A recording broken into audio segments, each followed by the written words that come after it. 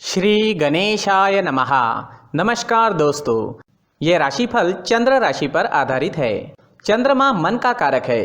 हमारे मन पर जो भी उतार चढ़ाव आते हैं वो चंद्रमा की स्थिति लेकर आती है और इस वजह से चंद्रमा की पोजीशन हमारे रोज के जीवन को बहुत ज़्यादा प्रभावित करती है और इसके अकॉर्डिंग हमारा दिन अच्छा या बुरा जाता है। तो आइए जानते हैं इस दिन चंद्रमा आपके लिए किस तरह के परिणाम ला रहे हैं। इस दिन चंद्रमा आपकी कुंडली में 10वें भाव में रहेंगे। जी हाँ, 10वें भाव में चंद्रमा का होना आपके लिए अच्छा रहेगा। ये दिन आपके लिए लाभकारी सिद्ध होगा। 10वां भाव हमारा कर्म क्षेत्र है।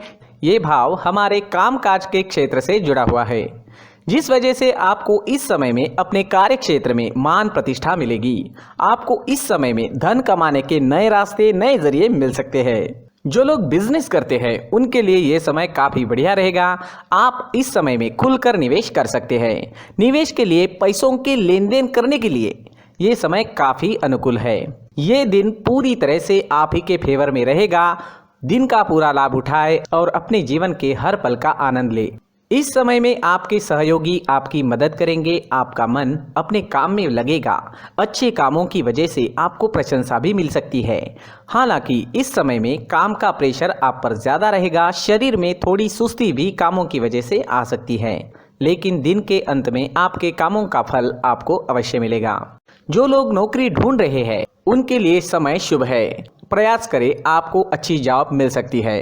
कार्य क्षेत्र में चंद्रमा के होने का मतलब ही यही है कि कोई भी खाली नहीं रहेगा, सबको काम मिलेगा। कर्मों का फल इस समय में मिलता ही है।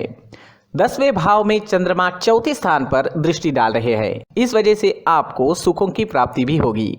इस समय में आप भूमि या वाहन ले सकते हैं। आपके घर में साज सजावट का या ज़रूरत का नया सामान भी इस समय में आ सकता है।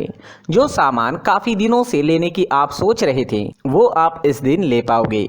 इस समय में आपको आपकी माता का सुख भी मिलेगा। इस समय में आपके ससुराल पक्ष से भी आपको धन लाभ होने की संभावना रहेगी। जो लोग राजनीति में हैं उन लोगों को इस समय में खास तौर पर फायदा होने वाला है।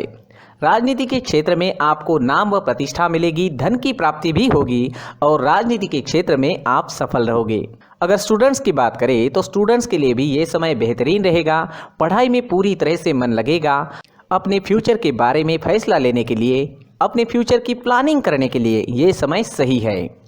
इस समय में आपकी वाणी में मिठास रहेगी। लोग आपसे प्रभावित होंगे। इस समय में आप प्रसन्न रहोगे, खुश रहोगे, पॉजिटिव सोच से आगे बढ़ोगे। इस समय में आपको पारिवारिक सुख की प्राप्ति होगी। परिवार के साथ खुशियां मनाने के लिए ये समय अच्छा रहेगा। अगर स्वास्थ्य की बात करें, सेहत की बात करें तो स्वास्थ्य से जुड़ी छोटी मोटी परेशानियां इस समय में आने की संभावना रहेगी, लेकिन चिंता करने जैसी कोई बात नहीं रहेगी। अपनी सेहत को ठीक रखने के लिए योगा का सहारा लेना हमेशा ठीक रहता है, लेकिन उसमें अपने सांस लेने और छोड़ने का वक्त उस पोज के मुताबिक सही होना चाहिए। जी हाँ, अपनी सांस लेना या छोड़ना काफ़ी मायने रखता है। ये दिन आपके लिए आर्थिक स्थिति के हिसाब से भी काफ़ी बढ़िया रहेगा। विदेश से धन कमाने के मौके भी इस समय में आपको मिलेंगे। कुल मिलाकर ये दिन बहुत अच्छा जाएगा, बहुत अच्छा साबित होने वाला है। दोस्तों, ये राशिफल चंद्र राशि पर आधारित है। कभी कभी हमारी पर्सनल कुंडली में बाकी ग्रहों की पोजीशन कुछ इस तरह की होती है कि आपके राशिफल परिणाम में बदलाव दिख सकता है।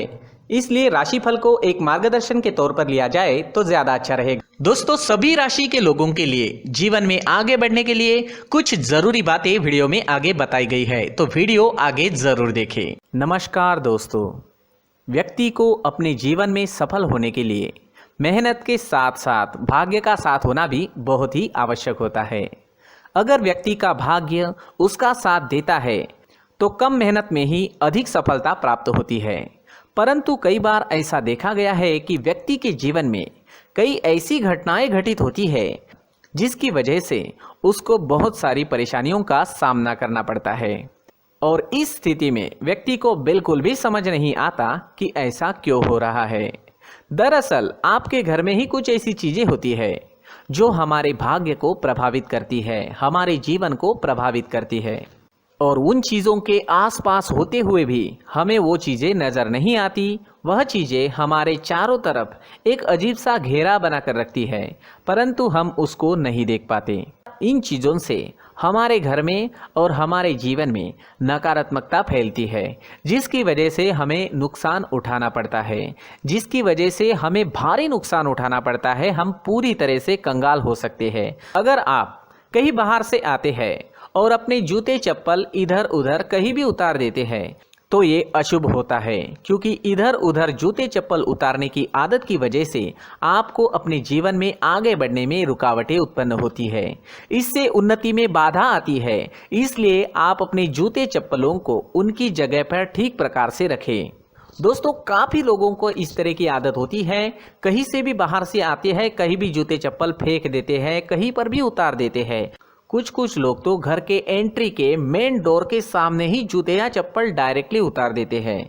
ये तो बहुत ही गलत है। साथ ही कुछ लोग जूते चप्पल उल्टे रख देते हैं, उस पर ध्यान नहीं देते। लेकिन इन चीज़ों पर ध्यान देना बहुत ज़रूरी होता है और जूते चप्पल हमारे जीवन को बहुत ज़्यादा प्रभावित करते हैं। दोस्तों, ध्यान रखें, जूते चप्पल हमेशा साफ सुथरे रखें और उनको उनकी जगह पर रखें। उनके लिए एक स्थान बनाएं, उस स्थान पर रखें। अगर कोई व्यवस्था उनके लिए की है तो बहुत ही अच्छी बात है, वहां पर उन्हें रखें, साफ सुथरा रखें। जूते चप्पलों को उनकी जगह पर कुछ इस तरह से रखें कि वो देखने में भी अच्छी लगे। अगर वो चीजें देखने में अच्छी लग रही है तो फिर उनसे निगेटिव एनर्जी उत्पन्न होने की संभावना बिल्कुल भी नहीं रहेगी। तो दोस्तों, इस बात का ध्यान जरूर रखें। साथ ही दोस्तों, एक और बात है जिस पर आपको ध्यान देना बहुत जरूरी होता है। हमारे घर के छत के ऊपर जिन चीज़ों का हमें काम नहीं होता है उन्हें हम घर के छत के ऊपर रख देते हैं। ऐसा करते करते देखेंगे तो घर के छत के ऊपर कबाड़ जमा दिखता है। जी हाँ, जो चीज़ें हमें लगता है आगे जाके हमारे काम में आ सकती है वो हम घर के ऊपर रख देते हैं, लेकिन वो चीज़ें तो काम में नहीं आती। हमारे जीवन पर वो चीज़ें बहुत ही गहरा निगेटिव इफेक्ट डालती है। इसलिए हमारे घर के ऊपर का जो भी एरिया है वो पूरी तरह से साफ सुथरा रखें। जी हाँ, साफ सुथरा रखना है और एक भी बिना काम की चीज हमारे घर के ऊपर नहीं रखनी है। दोस्तों, नहीं तो हम जीवन में मेहनत करते ही रहेंगे और हम जितना पा सकते हैं उतना नहीं पा सकेंगे, क्योंकि ये चीजें हमें कहीं ना कहीं हमारे जीवन में पीछे रखेगी। इस वजह से घर के छत को पूरी तरह से साफ रखें, पूरी तरह से साफ सुथरा रखें, क्लीन रखें। साथ ही दोस्तों, हम हमेशा देखते हैं घर के ऊपर जाने के लिए जो सीढ़ियां हैं, उन सीढ़ियों के नीचे जो जगह होती है वहां पर सामान हमेशा रख दिया जाता है। वो जगह ही ऐसी है कि सामान को खींच ही लेती है। वहां पर आपको कुछ ना कुछ सामान मिलेगा ही। जिन लोगों को पता नहीं है उनके घर आपको सामान मिलेगा ही, लेकिन जिन्हें पता है वो लोग हमेशा सीढ़ियों के नीचे की जगह साफ सुथरी रखते हैं और एक भी चीज वहां पर आपको नहीं मिलेगी। क्योंकि अगर हम सीढ़ियों के नीचे सामान रखते हैं तो हमारी उन्नति होना बहुत ही मुश्किल है। जी हाँ, सीढ़ियों के नीचे कूड़ा कचरा कबाड़ अगर हम जमा करके रखते हैं, कोई भी सामान रख देते हैं, तो उस वजह से माँ लक्ष्मी हम पर प्रसन्न नहीं होती। माँ लक्ष्मी हमारे घर में आने की संभावना बहुत ज़्यादा कम हो जाती है। तो दोस्तों, इन चीज़ों पर ध्यान रखें। हमारे घर की जो सीढ़ियाँ होती है उनकी नीचे की जगह हमेशा साफ सुथरी रखें, क्लीन रखें। साथ ही दोस्तों, अगर आपके घर में ऐसी कोई चीज मौजूद है जिसका आपको काम नहीं है, जैसे टूटे फूटे बर्तन, आईना, तस्वीरें, इलेक्ट्रॉनिक सामान, सोफा, कुर्सी, टेबल, पलंग, घड़ी, झाड़ू, गमला इत्यादि, तो आप इन सामानों को अपने घर से तुरंत ही बाहर निकाल दीजिए, वरना इससे आपको बहुत बड़ी परेशानी हो सकती है। आपको ये चीजें कंगाल बना सकती है। तो घर में ऐसी चीजों का मौजूद होना शुभ नहीं माना गया है। इससे धन की देवी माता लक्ष्मी जी का प्रवेश घर में नहीं होता है। इन चीजों से आपके घर में नकारात्मक ऊर्जा का संचार होता है और जिस वजह से व्यक्ति को मानसिक समस्याओं का सामना भी करना पड़ता है। व्यक्ति के मन में चिड़चिड़ाहट होती है और छोटी छोटी बातों पर गुस्सा आने लगता है। आप जो भी कार्य करते हैं उसमें आपका मन नहीं लग पाता है। इस व्यक्ति का जीवन घर में मौजूद इन चीज़ों की वजह से अंधकार में डूबने लगता है। इसलिए आपको घर में बिना काम की चीज़ें, कूड़ा कचरा नहीं रखना है। दोस्तों, एक और ख़ास बात है, हमारे घर में मकड़ी का अगर जाला है तो वो बिल्कुल भी शुभ नहीं है। जी हाँ, वो अशुभ माना जाता है। घर में मकड़ी का जाला होना अशुभ है। इससे आपके अच्छे दिन भी बुरे दिनों में बदल सकते हैं, क्योंकि मकड़ी अपना जाल शिकार को फंसाने के लिए बनाती है। और अगर आपके घर में मकड़ी का जाला है तो इससे घर में नकारात्मक ऊर्जा का प्रभाव अधिक बनता है और वास्तुशास्त्र के अनुसार इससे सकारात्मक ऊर्जा का नाश होना शुरू हो जाता है और घर में नकारात्मक ऊर्जा बहुत ज़्यादा बढ़ जाती है। इसलिए आप अपने घर को हमेशा साफ सुथरा रखें। कम से कम 1 महीने में अपने घर के हर कोने की साफ सफाई जरूर करें। दोस्तों, मुख्य द्वार भी हमेशा साफ सुथरा रखें। मुख्य द्वार को हमेशा सजाया जाता है क्योंकि मुख्य द्वार से ही हमारे घर में लक्ष्मी का प्रवेश होता है। तो मुख्य द्वार को साफ सुथरा रखें और सजा कर रखें तो बहुत अच्छा रहेगा।